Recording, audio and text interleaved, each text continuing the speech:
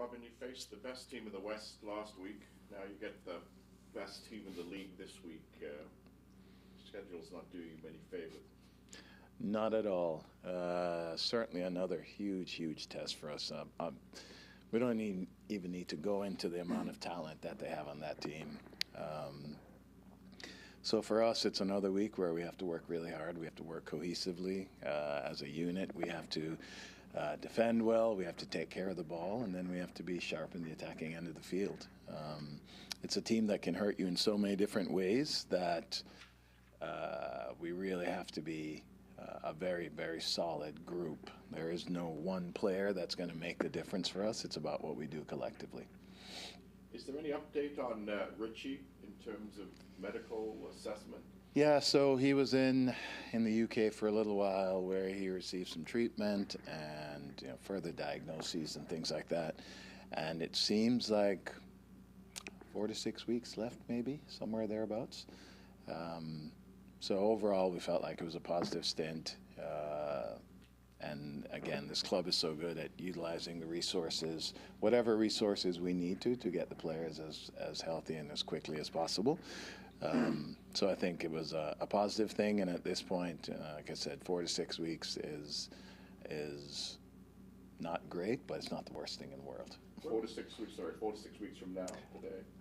And again, I'm not a medical person. This is what I'm understanding. What was the diagnosis? Is it a tear? Is it like? To be honest, I don't know the exact thing. It was hamstring related, and in a similar vicinity to where he had the injury last year. But to be honest, I don't have the exact definition of what the injury was. How's he taking it? How's he taking it? Yeah. Seems to be good. He's in good spirits. I mean, it is what it is. When you're an athlete and you get injured, you can get really bummed out and depressed, or you can realize that this is part of it. And we all probably go through a little of both, where when the initial injury happens, you're devastated, depending on how long you think it might be. But then at the end of the day, it is what it is, and we all go through it. Speaking of things you have to go through, last week you played in freezing rain. Now you're going to Florida, where it's going to be, I presume, hot and humid. Yeah.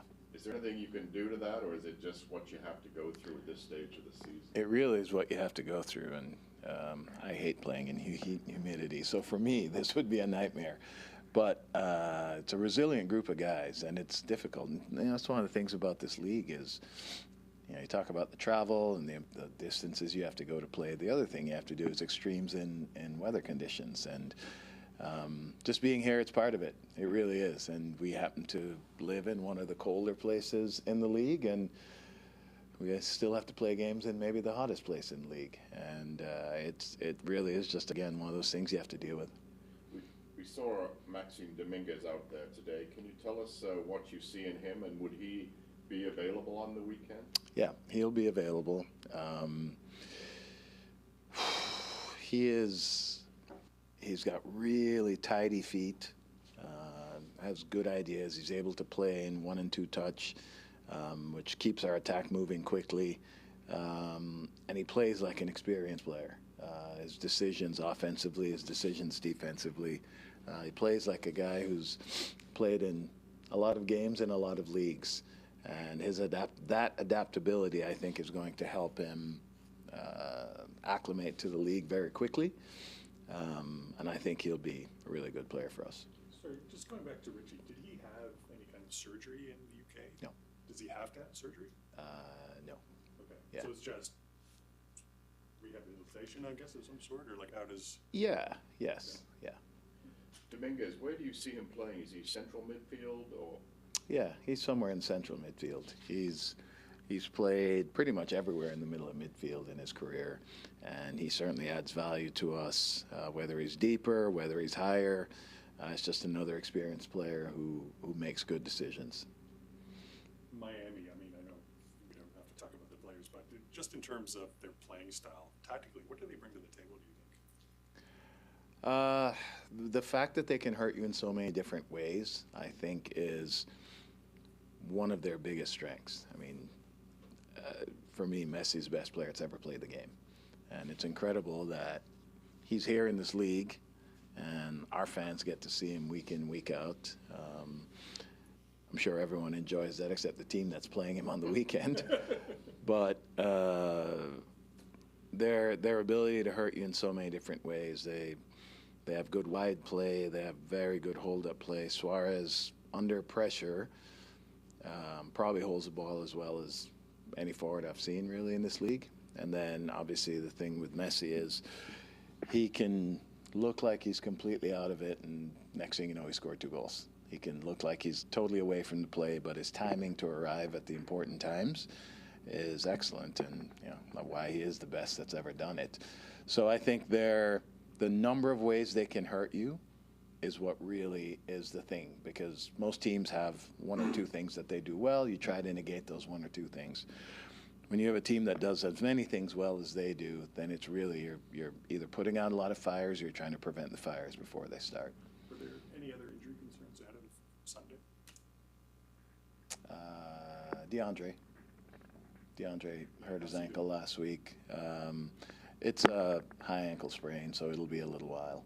Is there a timeline? I don't think so, because I think those are really, really funny. I remember from years and years of playing where high ankle sprains could be, it could be 4 weeks, it could be 10 weeks. You know what I mean? It's one of those that I think, I don't know the entire medical diagnosis and how it works, but I know that the rate at which it heals can vary from player to player. It's a high ankle sprain. Yeah.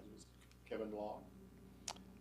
He trained yesterday. He looked good. He looked fine. I think we're definitely trying to manage him coming off the injury and not overload him, but I think he'll be available. What was his injury again? It was a hamstring. And with Miami, I mean, obviously you're worried about your roster, but do you think you might get a break somewhat with the fact of their congested schedule between the Champions Cup games?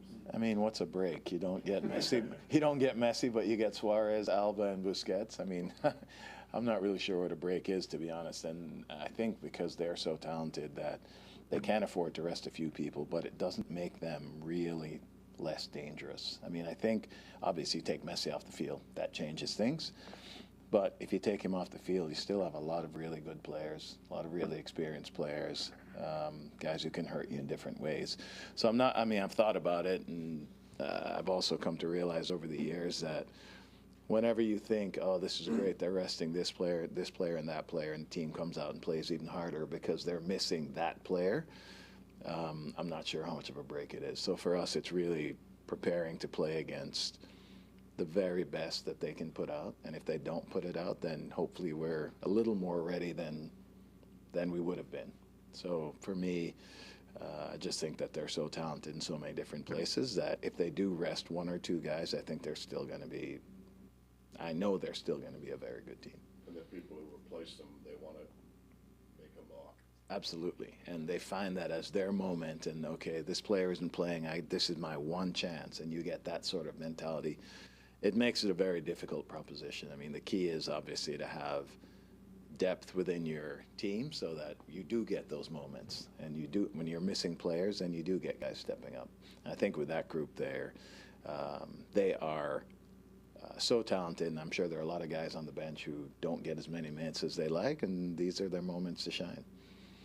When you were pleased with the defensive performance last week, you also called it a different attitude in the group. How do you reinforce that this week? Through video, through training, through demands in training. What is great is that it's not just us, the coaching staff, issuing the demands now. It's the players demanding of each other. And this is, I talk about progress. At the end of the day, the only progress that the outside world is interested in is results, and I get that. But we know there's a process to getting to the results, and we feel like that was a step forward for us. Not only was it a good performance, but a good defending performance, but they felt it, and now that they've gotten a feel for it, they're demanding it of each other. And I think that that's an important way to make steps going forward.